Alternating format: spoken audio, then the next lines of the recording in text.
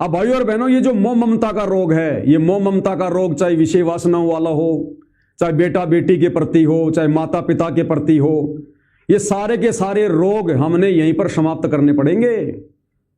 अब आपको इसका उदाहरण देता हूं पूज्य गुरुदेव भगवान के द्वारा लिखी पवित्र पुस्तक कबीर सागर के सरलार से। कोई ये ना सोचे कि मैंने तो चलो अपनी पत्नी को बहन बना लिया और उसकी जो संतान है या जो पोता पोती है या जो घर में जो माता पिता है या घर में जो संपत्ति है, कार कोठी मकान जमीन, उनके प्रति उसकी मोह ममता है, तो भी वो भगत फैल हो जाएगा।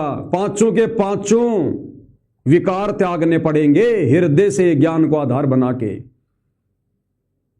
तो क्या कह रहे हैं परमात्मा कबीर सागर के सरलार्थ में? उन भाई बहनों के लिए विशेष संदेश है जो इसी मोह ममता की आग में जल रहे हैं, काम क्रोध की आग में जल रहे हैं।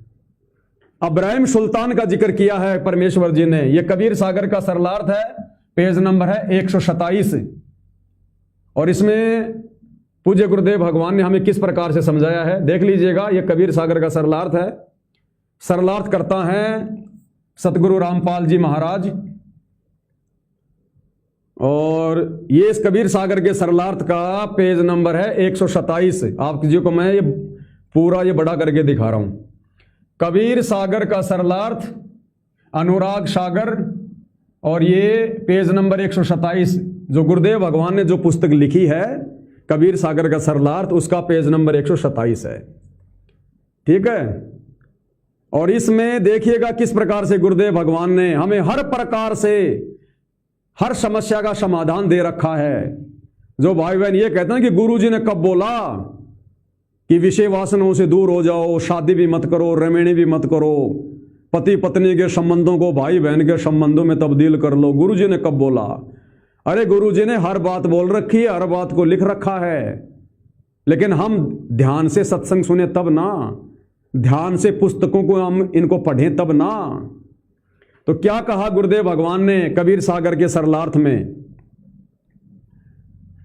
अनुराग सागर के पेज नंबर 8 तथा 9 का सारांश है कि साधक यानी भगत वही है जो अपनी सर्व इंद्रियों को संयम में रखता है, जो अपनी सभी इन इंद्रियों को संयम में रखता है। जैसा मिल जाए उसी में संतोष करे, रूप को देखकर उस पर आकर्षित ना होवे। क्या कह रहे परमात्मा? रूप को देखकर उस पर आसक्त ना हो। अब बताओ भाई और बहनों, जो भगत भाई बहन पति पत्नी संबंधों में हैं और विषय वासनाओं में पड़े हुए हैं, शारीरिक संबंध बनाते हैं, वो अपनी पत्नी के रूप रंग को देखकर उसके संपर्क में आकर ही तो विषय वासनाओं से प्रेरित होता है। क्या कह रहे हैं परमात्मा का क्या आदेश है? रूप को देखकर उस पर आकर्षित ना हो। अगर ये आकर्षण ही खत्म हो जाएगा तो सारा झंझट ही खत्म हो जाएगा। आकर्षण चाहे अपनी पत्नी के प्रति हो विषय वासनाओं को लेकर, आकर्षण चाहे किसी के सुंदर चेहरे को हो, आकर्षण चाहे अपने बेटा बेटी के प्रति हो, माता पिता के प्रति हो, आकर्षण चाहे किसी सुंदर चेहरे के प्रति हो। यह काल का जाल है, काल की बेड़ी है। तो अभी तो आप भाई बहन आकर्षण में फंसे हुए हो, आश्रम से जुड़े हुए। अरे अगर आकर्षण ही नहीं हो तो क्यों आप अपनी पत्नी के पास जाओगे शारीरिक संबंध बनाने के लिए? तो गुरुदेव हमें क्या कह रहे हैं? रूप को देखकर उस पर आकर्षित ना होवे। रूप को देखकर उस पर आकर्षित ना होवे और कुरूप को देखकर घृणा ना करे, और कुरूप को देखकर घृणा ना करे। जैसे बहुत सारे भगत भाई बहन अपने पूर्व जन्म के संबंधों के कारण, संस्कारों के कारण, जैसे कोई काला है, कोई कुरूप है, तो परमात्मा कहते हैं भक्ति मार्ग में ये बकवाद नहीं चलेगी। भाई कुष्टी हो चाहे संत बंदगी दीजिए, हो वैश्या के विश्वास चरण चित दीजिए। अगर कोई भक्ति कर रहा है वो चाहे कैसा भी है, टूटा फूटा लूला लंगड़ा काला कोड़ा जैसा भी है, उसको भगत की दृष्टि से देखना, भगत की दृष्टि से, क्योंकि अब वो विकारों को त्याग कर परमात्मा प्राप्ति के लिए भक्ति पर लग गया है। जैसे 650 साल पहले कबीर परमात्मा ने ये वाणी बोली। क्यों बोली? क्योंकि वो वेश्या बहन जो पहले वेश्यावर्ती का काम करती थी, फिर वो वेश्यावर्ती के काम को छोड़कर भगत बन गई थी, भक्ति कर रही थी। लेकिन उस समय के भगत उसे उसी दृष्टि से देखा करते थे, ज्ञान के अभाव में उसको वैश्या ही माना करते थे। तो परमात्मा ने कहा था उस समय की संगत को समझाने के लिए, भाई कुष्ठी हो चाहे संत बंदगी दीजिए, चाहे कोई कितना बड़ा रोगी क्यों ना, चाहे वो कोढ़ का रोग क्यों ना लग रहा हो, पूरे शरीर पे मक्खियां भिनभिना रही हो, शरीर उसका जो है वो बदबू मार रहा हो, यदि वो भगत है और भक्ति कर रहा है, उससे नफरत नहीं करनी चाहिए। कुष्ठी हो चाहे संत बंदगी दीजिए, और हो वैश्या के विश्वास चरण चित दीजिए। और यदि वैश्या को भी विश्वास हो जाए और बुराई छोड़कर भगवान की भक्ति पे लग जाए तो उससे नफरत नहीं करनी चाहिए। ये संकेत में परमात्मा ने 650 साल पहले समझाया, नहीं तो परमात्मा उन लोगों को सामने लाके खड़ा करके उनको डांट मार के भी समझा सकते थे जो उस वैश्या बहन के साथ में ऐसा व्यवहार कर रहे थे। लेकिन जब 650 साल पहले भी परमात्मा ने खुल के कोई बात नहीं कही और संकेतों में समझाई, तो आज तो कलयुग की बिचली पीढ़ी है, पढ़ा लिखा समाज है, सब कुछ गुरुदेव ने क्लियर कर दिया। अब गुरुदेव भगवान तुम एक एक भक्तों का कान पकड़ के कहेंगे क्या कि अपनी पत्नी को अपनी बहन बना ले, इन विषय वासनाओं से दूर हो जा। आज भी परमात्मा संकेत ही करेंगे, और जो संकेतों को समझ जाएगा वही मोक्ष का अधिकारी होगा। तो क्या कह रहे परमात्मा, रूप को देखकर उस पर आकर्षित ना होवे और कुरूप को देखकर घृणा ना करे, दोनों को दिव्य ज्ञान की नजरों से देखे कि ऊपर का चाम गोरा और काला है, शरीर में हाड़ मांस सब एक जैसा है। इसी प्रकार जो भगत काम वासना में धसे हुए हैं उनको भी दिव्य दृष्टि से देखना चाहिए। क्या कह रहे परमात्मा, दोनों को दिव्य ज्ञान की नजरों से देखिए। तो अपनी बहन को और अपनी पत्नी को और अपनी मां को, हैं तो सभी ये उस परमात्मा की बेटियां, उस परमात्मा की आत्मा, उस मां का शरीर भी वैसा ही है, उस मां को भी वो ही भगद्वार है, उस बहन को भी वो ही भगद्वार है, और आपकी जो स्त्री है, जो पत्नी है, उसको भी वो ही भगद्वार है। तो परमात्मा कहते हैं जो ज्ञानी भगत होगा, जो तत्व ज्ञानी भगत होगा, वो दिव्य ज्ञान की दृष्टि से देखेगा, दिव्य ज्ञान की दृष्टि से, कि मेरी पत्नी तो इसको जो है काल ने बना रखा है, काल ने, बाकी मेरी बहन का भी यही शरीर है, यही अंग है, मेरी मां का भी ऐसा शरीर है, यही अंग है। जो कुवाड़ मेरी मां और बहन के शरीर में भरा हुआ है वो मेरी स्त्री के शरीर में भरा हुआ है।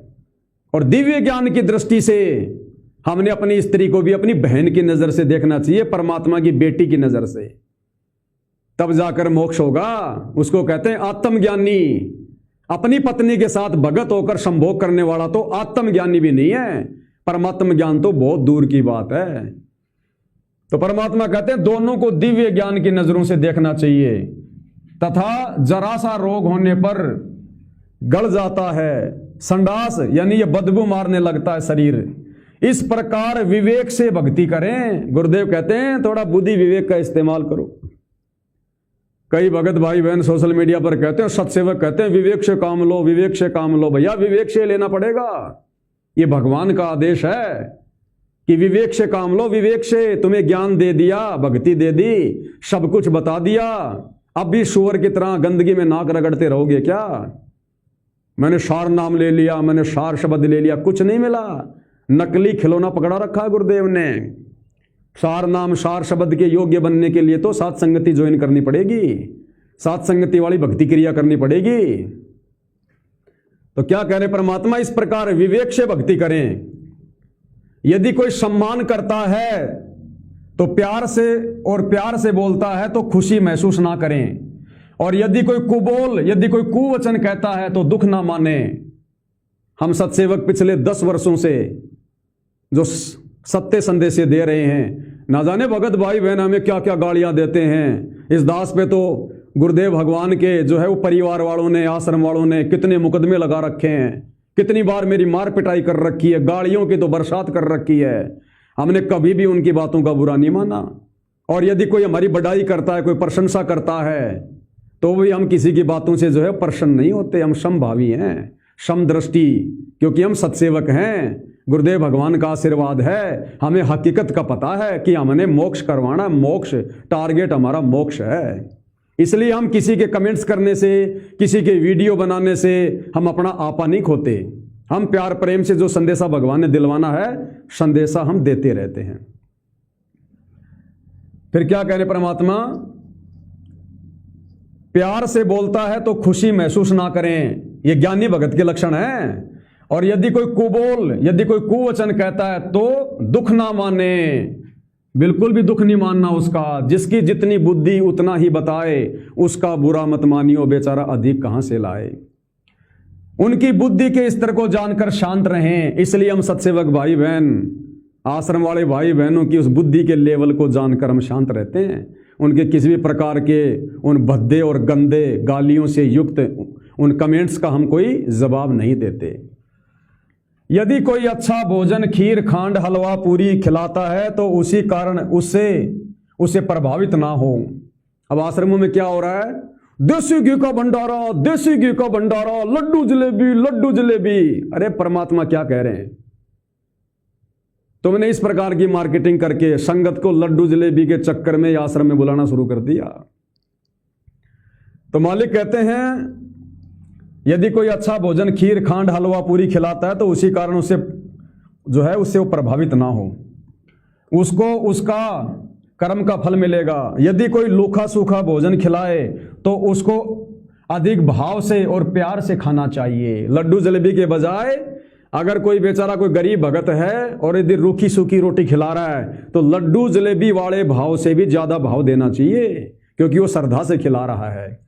और आगे क्या कह रहे हैं परमात्मा? भाई और बहनों, रिकॉर्ड तोड़ दिया गुरुदेव भगवान ने, रिकॉर्ड। आगे क्या कह रहे हैं पूज्य गुरुदेव? काम वासना, कोष्टक में लिखा है सेक्स, काम वासना यानी सेक्स को महत्व ना दें। किसको कह रहे हैं? भक्तों को कह रहे हैं। कबीर सागर का सरलार्थ सतगुरु रामपाल जी ने अपने कर कमल से लिखा है। और क्या कह रहे हैं? काम वासना अर्थात सेक्स को महत्व ना दें। ये आदेश हो गया गुरुदेव का। और कोई निकम्मा होगा जो इस आदेश के बावजूद भी अपने गुरुदेव की आज्ञा की अवहेलना करेगा। और गुरु आज्ञा अवहेलना करने वाला कभी भी सतलोक नहीं जाता। अरे क्लियर कर दिया गुरुदेव ने, ये नहीं कहा अपनी स्त्री या पराई स्त्री, साफ साफ कह रहे हैं परमात्मा काम वासना अर्थात सेक्स को महत्व ना दें। उसमें अपनी भी आ गई। और यदि कोई बाहर कोई मुंह मार रहा है, कोई निकम्मी आदमी अगर कोई जारी कर रहा है तो उसके लिए भी आ गया। क्लियर कर दिया परमात्मा ने कि जब तक काम वासना अर्थात सेक्स को महत्व देते रहोगे तुम भगत नहीं बन सकते, तुम सतलोक जाने के काबिल नहीं बन सकते।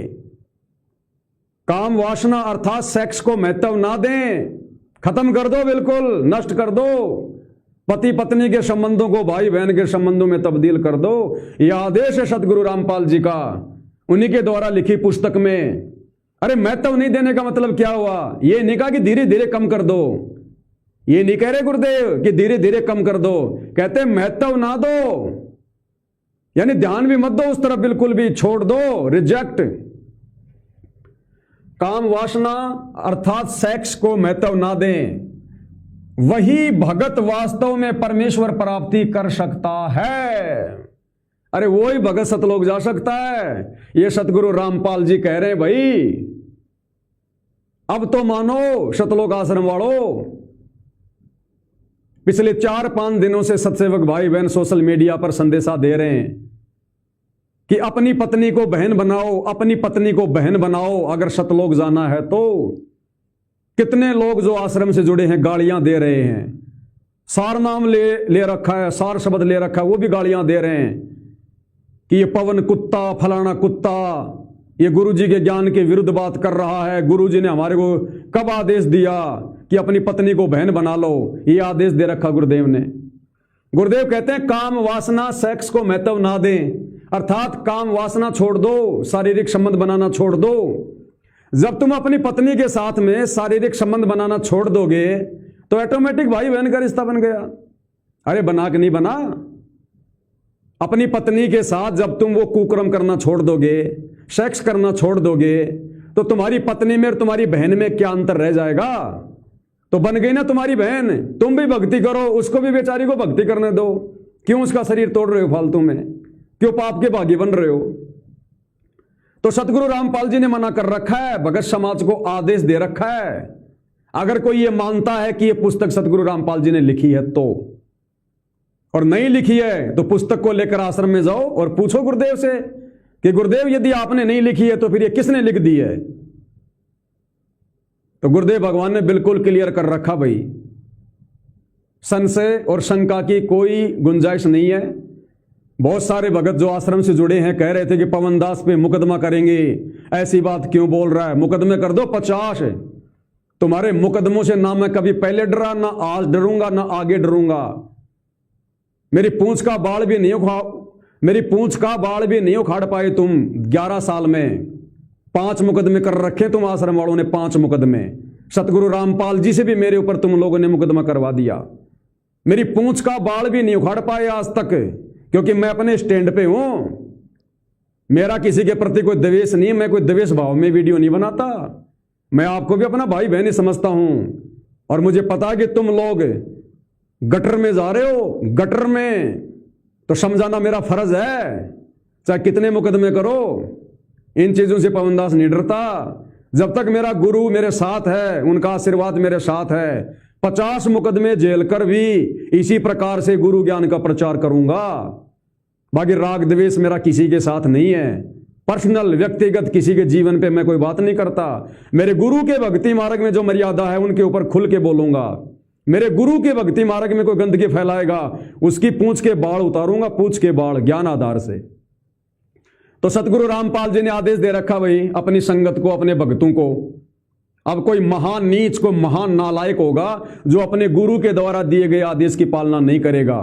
यदि शादीशुदा है तो अपनी उस पत्नी से बहन के रिश्ते बनाने पड़ेंगे अगर मोक्ष चाहिए तो।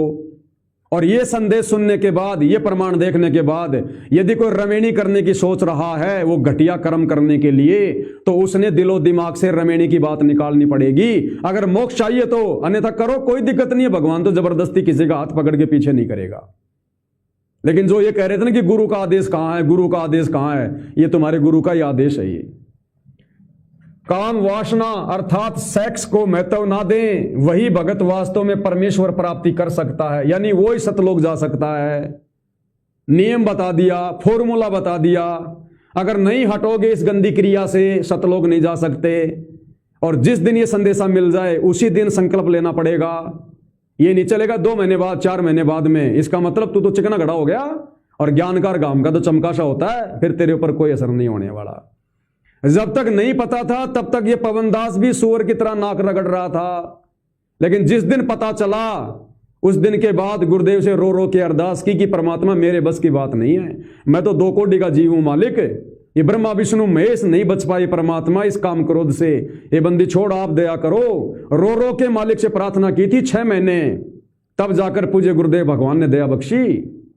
और आज परमेश्वर ने इस दास को खड़ा करके संदेश दिलवा के आज हजारों सत्सेवक भाई बहनों का इस गंदगी से पीछा छुड़वा दिया। युवा सत्सेवक भाई बहनों का। अरे तुम आश्रम वाले तो सार नाम लेकर, सार शब्द लेकर भी ये कुत्ता कर्म कर रहे हो, विषय भोग में पड़े हो।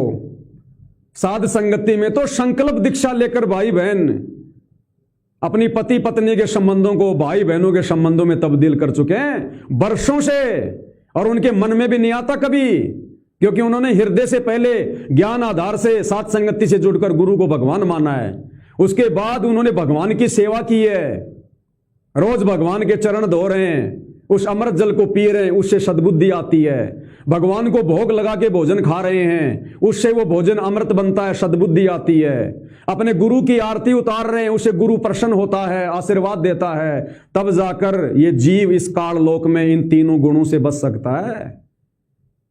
बेगार करते करते, राजनेताओं की रैलियों में धक्के खाते खाते ये विषय विकार नहीं मिटेंगे। सतगुरु की विशेष मेहर चाहिए, जो विशेष मेहर सतगुरु ने साथ संगति के ऊपर बख्शी हुई है। तो काम वासना अर्थात सेक्स को महत्व ना दें, यह गुरुदेव सतगुरु रामपाल जी का आदेश है। वही भगत वास्तव में परमेश्वर प्राप्ति कर सकता है। फाइनल कर दिया गुरुदेव ने। बाकी कितनी भक्ति करते रहो, कितना दान धर्म करते रहो, कितनी माला जपते रहो, अगर इस कुक्रम से अपने आप को बहुत जल्द पीछे नहीं किया, आप कभी भी सतलोक प्राप्ति योग्य नहीं बन सकते। फिर गुरुदेव भगवान ने इसका तरीका बताया कि इसको शांत करने का क्या तरीका है। यदि काम वासना परेशान करे तो उसको भक्ति नाम सुमरण में लगाकर आनंद प्राप्त करें। अगर किसी को काम वासना फिर भी परेशान करती है, मान लीजिए आपने संकल्प ले लिया कि हे भगवान आप दया करना, अरदास मालिक से करना विशेष, गुरुदेव के चरणों में बैठकर बारंबार कि परमात्मा आप ही दया करो मालिक, और आपने दृढ़ संकल्प कर लिया कि परमात्मा रजा रखना, आपका दास संकल्प कर रहा है, इस घटिया कर्म को आज के बाद नहीं करूंगा। यदि आपने दृढ़ संकल्प ले लिया और उसके बाद भी, क्योंकि परमात्मा चेक करेगा बीच बीच में, परमात्मा फिर बीच बीच में चेक करेगा अपनी तरफ से थोड़ा सा वॉल्यूम बढ़ाकर रजोगुण का, कि इसने ज्ञान को आधार बनाकर हृदय से इस चीज को छोड़ा है या देखा देखी किसी की वीडियो देखकर छोड़ा है। तो परमात्मा फिर हल्का सा वॉल्यूम तेज करेगा रजोगुण का और चेक करेगा कि भगत वास्तव में कोई संघर्ष कर रहा कि नहीं कर रहा। जरा सा दबाव पड़ते ही वापस अपनी पत्नी के पास दौड़ के जा रहा है या अपने सतगुरु के चरणों में बैठ के रो रहा है, तो सतगुरु चेक करेगा बीच बीच में। तो क्या कह रहे हैं गुरुदेव भगवान, यदि फिर भी काम वासना परेशान करे तो सतगुरु का सुमरण करो, सतगुरु का सत्संग सुनो, 5-10 मिनट बाद में काम वासना शांत हो जाएगी। ये नहीं कहा गुरुदेव ने कि काम वासना परेशान करे तो अपनी पत्नी के पास दौड़ के चले जाओ। भैया ये तो करेगी, काल करवाएगा, वो जीव को मुक्त नहीं होने देगा, ये उसके हथियार हैं, वो तो डंके मारते रहेगा। फिर आप और हमारे को गुरुदेव ने इतना ज्ञान क्यों दिया? 30 साल से क्यों परमात्मा चिल्ला रहे हैं? ये सैकड़ों पुस्तकें क्यों लिख के दे दी हमें? खाली संसार में बांटने के लिए नहीं, इस ज्ञान के ऊपर चलने के लिए। तो परमात्मा कहती थी फिर भी किसी को विषय वासना कभी कभार अगर दुखी करती है, परेशान करती है, काल यदि तुम्हें घटिया कर्म करने के लिए प्रेरित करता है, तो उस समय उसको काल का जाल समझकर अपने गुरुदेव के चरणों में बैठ जाओ, सत्संग सुनना शुरू कर दो, सुमरण गुरु का कोई शब्द गाने लग जाओ, अपने किसी भगत भाई से कोई ज्ञान चर्चा करनी शुरू कर दो, तो धीरे धीरे काल फिर मुरझा जाएगा। यदि काम वासना परेशान करे तो उसको भक्ति नाम सुमरण में लगाकर आनंद प्राप्त करो। उसी समय काम वासना मुरझा जाती है। यह मालिक का वचन है, ऐसा होगा ही होगा। अगर काम वासना परेशान करती है और आप गुरु जी का सत्संग सुनना शुरू कर देते हो, सुमरण करना शुरू कर देते हो, गुरु जी का चिंतन मनन करना शुरू कर देते हो, तो 10-15 मिनट बाद में काम वासना स्वतः मुरझा जाती है। यह गुरु का वचन है, अगर ऐसा करोगे तो ऐसा होगा ही होगा। काम वासना नाश करने का तरीका यह बता दिया गुरुदेव भगवान ने भाई। इससे पीछे हटने के लिए भी आदेश दे दिया, और यदि संकल्प लेकर फिर भी आपको काम वासना परेशान करती है तो गुरुदेव ने उसको शांत करने का तरीका भी बता दिया है। अब चिल्लाओ, 2 गालियां मुझ पवन दास को, कहो मेरे को कुत्ता कुत्ता।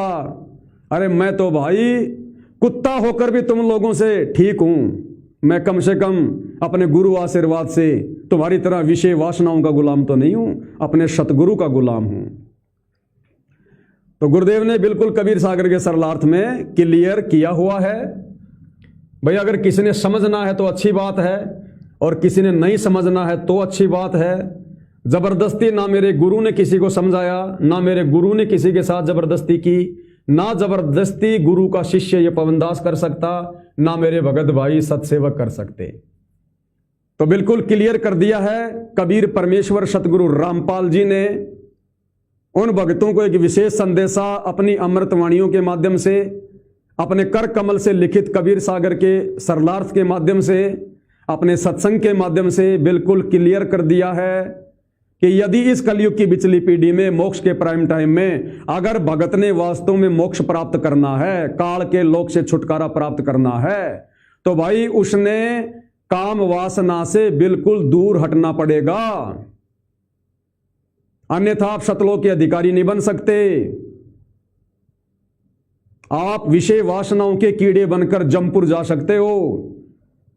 आप सतगुरु के चरणों में, उनके हृदय में जगह प्राप्त नहीं कर सकते।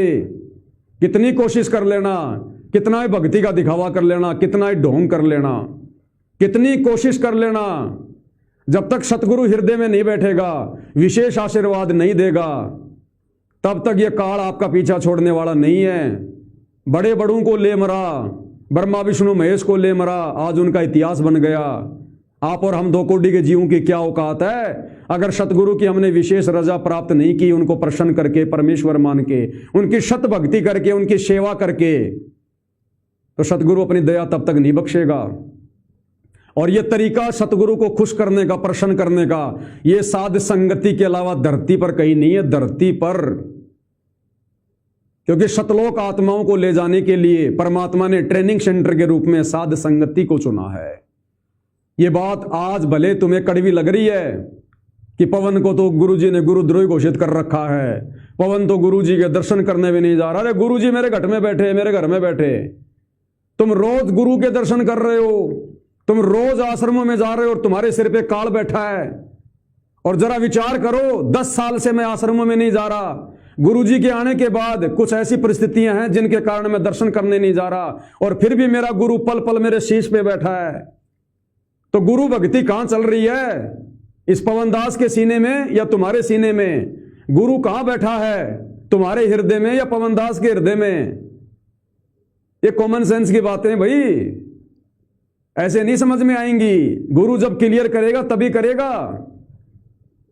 गुरु उस समय तक इस बात को क्लियर नहीं करेगा जब तक गुरु इस पवनदास के माध्यम से अपना काम पूरा नहीं करवा लेगा।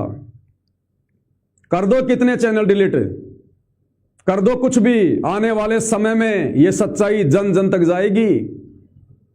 जन जन तक ये साथ संगति के संदेशे जाएंगे, टीवी चैनलों पर वीडियो चलेंगे।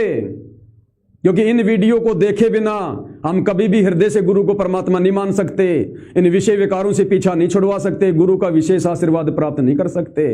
तो गुरु जी के सत्संगों के साथ साथ साथ संगति के वीडियो चलेंगे, क्योंकि ये विशेष हैं, सतगुरु के विशेष आशीर्वाद से बन रहे हैं। पवनदास का बाप दादा कोई सत्संगी नहीं था, ये पवनदास कोई जो है कोई भक्ति मार्ग से जुड़ा हुआ नहीं था। मेरा तो पहला गुरु है मेरे गुरुदेव, और मेरी ना औकात है, ना थी, ना आगे होगी। अल्लाह मेहरबान तो पवनदास गधा पहलवान। जिस प्रकार भगवान ने जोटे से वेद मंत्र बुलवा दिए, ऐसे ही जोटे से गिरा हुआ प्राणी, जोटे से भी गिरा हुआ प्राणी ये पवनदास। और परमात्मा वो संदेश दिलवा रहा जो संदेश ब्रह्मा विष्णु महेश भी नहीं दे सकते।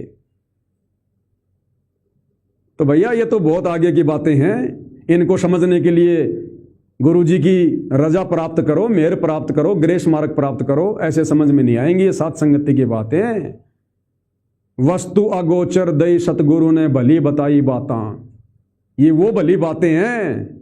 तत्व भेद एक न्यारा रे साधु भाई, तत्व भेद एक न्यारा, और समझेगा कोई गुरु मुख प्यारा। हर किसी के बस की बात नहीं है। तो भाई और बहनों, इस टॉपिक के ऊपर कि यदि सतगुरु रामपाल जी का उपदेश लेकर मोक्ष प्राप्त करना है इसी जन्म में, तो अपनी पत्नी को अपनी बहन का दर्जा देना पड़ेगा, भाई बहनों के संबंधों में आना पड़ेगा। और यदि आप रमेणी करने की सोच रहे हैं तो ठुकरा दो। अगर मोक्ष चाहिए तो, अगर रमेणी हो चुकी है तो मत देखो कि मैंने बच्चा पैदा करना, मैंने बच्ची पैदा करनी है, छोड़ दो। काल की खुराक तैयार मत करो। आज और इसी समय अगर बात समझ में आ जाती है, भाई बहन के संबंध बना लो, चाहे पति नाराज हो चाहे पत्नी नाराज हो। अगर दोनों भगत हैं तो समझदारी दिखाओ, अपनी आत्मा के कल्याण के बारे में सोचो। और फिर भी यदि किसी का पति या पत्नी नहीं मानती है तो फिर परमात्मा कहते हैं आत्म कल्याण के मार्ग में ना पति की बात सुननी ना पत्नी की बात सुननी। कल को गधा बन के घूमेगा, फिर ना तेरा पति काम आएगा ना तेरी पत्नी काम आएगी। तो भाई और बहनों, आज विषय वासनाओं को लेकर हमारा ये पहला वीडियो है। परमेश्वर के आशीर्वाद से इस पे 3 वीडियो बनेंगे, क्योंकि ये छोटा मोटा विषय नहीं है, 2 घंटे में समझ में आने वाला विषय नहीं है। तो कल 15 जून 2026 दिन में 1 बजे फिर से जुड़िएगा, और इस विषय पर चाहे 2 वीडियो बनो चाहे 3 वीडियो बनो, जब आप कंप्लीट वीडियो देख लेंगे और यदि वास्तव में आपने मोक्ष प्राप्त करना होगा, आपका टारगेट यदि मोक्ष है, तो आप जी 3 वीडियो देखने के बाद तुरंत अपनी धर्म पत्नी से प्रार्थना करोगे, बैठ के प्यार प्रेम से बात करोगे, समझाओगे और विषय विकारों से मुखड़ा मोड़ लोगे। अन्यथा भाई और बहनों, मोक्ष की उम्मीद मत करना। भक्ति बन जाएगी, अगले जन्मों में देवता बन जाओगे, राजा महाराजा बन जाओगे, लेकिन मोक्ष नहीं। और मोक्ष नहीं हुआ तो फिर युगों युगों यहीं पर काल की चक्की में पिसना पड़ेगा, जैसे गेहूं से आटा पिसता है।